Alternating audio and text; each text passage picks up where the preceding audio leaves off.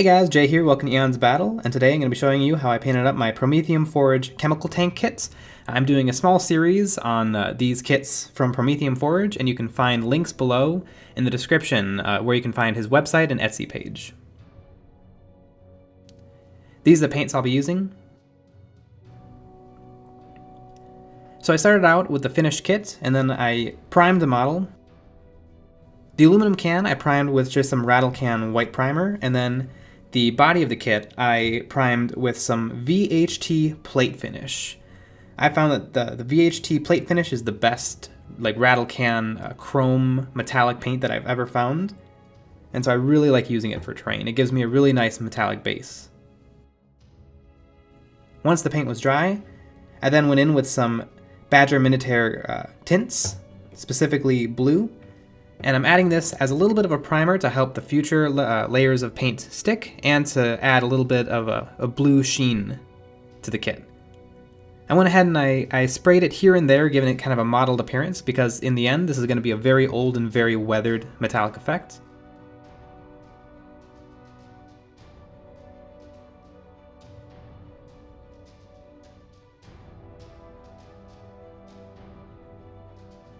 And then I went ahead and I used some Badger Minotaur black. And I did the same thing, toning down the bright metallic on this kit.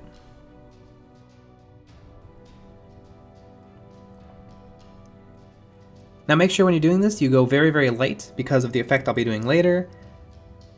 I'm going to be doing a chipping effect, and the more paint you add, the larger the chips you'll get. Now before those layers had completely dried, I took a little bit of masking tape and I very carefully stuck it down and then removed it, and it tore off small chunks of paint. This is going to make it look like the metal has been oxidizing and rusting and tearing away, and it's going to help the overall effect of the very old aged metal. I did the same thing on the tops and bottom of the tank. However, I went a little bit heavier than I would have liked with the paint on here, and so you can see I ended up with very, very large chips.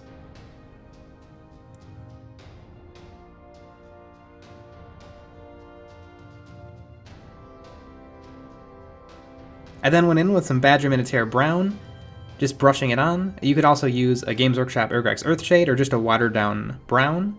I'm just giving a rust effect as if the rain has been washing them away, and so you see these long streaks of rust.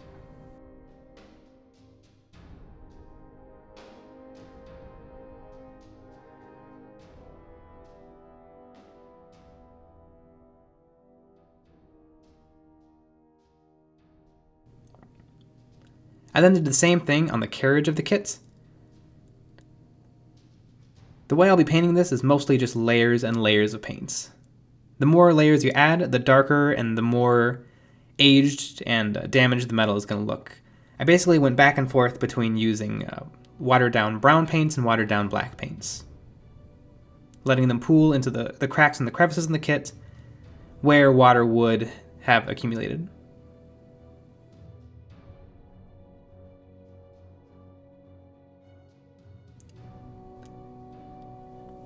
I then took the primed aluminum can and I added some strips of masking tape so that I can have some accenting stripes. And then I airbrushed the model with some apple barrel orange paints. Now you can paint the cans any color you'd like, but I picked the orange so that it'd be a good accent color for the rest of the kit. I then removed the masking so that I'd have the stripe of white.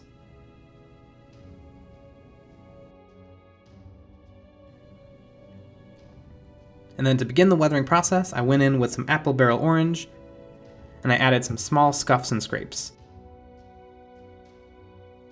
I only added some small ones around the body of the tank, and I made sure that the heavier scratches were along the corners and the creases, where naturally there would be more scratching.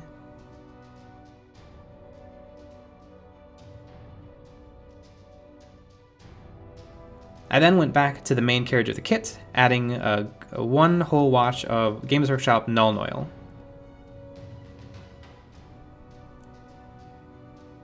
I found that for washes, I prefer the Games Workshop paints over all of the other washes I've gotten a chance to use. Then, going back onto the weathering for the tank, I began adding some apple barrel burnt umber paint. Now I'm going to be doing quite a few layers of this, so I started with just getting a base, putting on a little bit of paint at the top with my brush. The effect I'm going for is I want it to look like rain had been washing the rust from the top of the carriage onto the top of the tank and then had been running down the sides. I then switched from a brush to a piece of paper towel and I began sponging on more burnt umber. With the sponging, I went very, very light, but very even, and I made sure to do this effect long enough so that I had a nice buildup of the brown.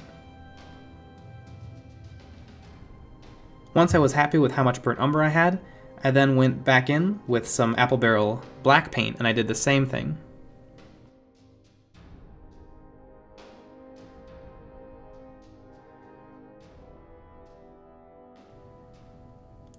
Then, to have some dirty oil and rust streaks, I went ahead and I watered down some of the apple barrel burnt umber in black, and I just added some random paint streaks.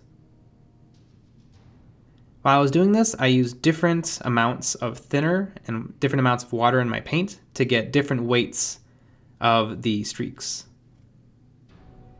That way they won't look so uniform and they'll look a little bit more natural.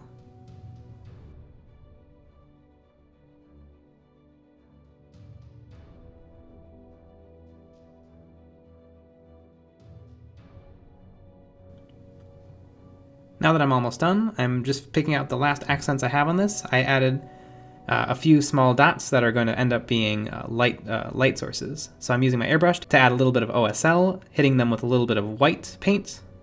This is apple barrel white paint.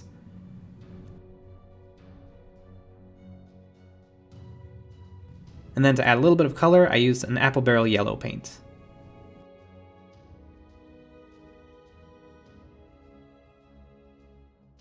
Alright, and there's the finished chemical tank.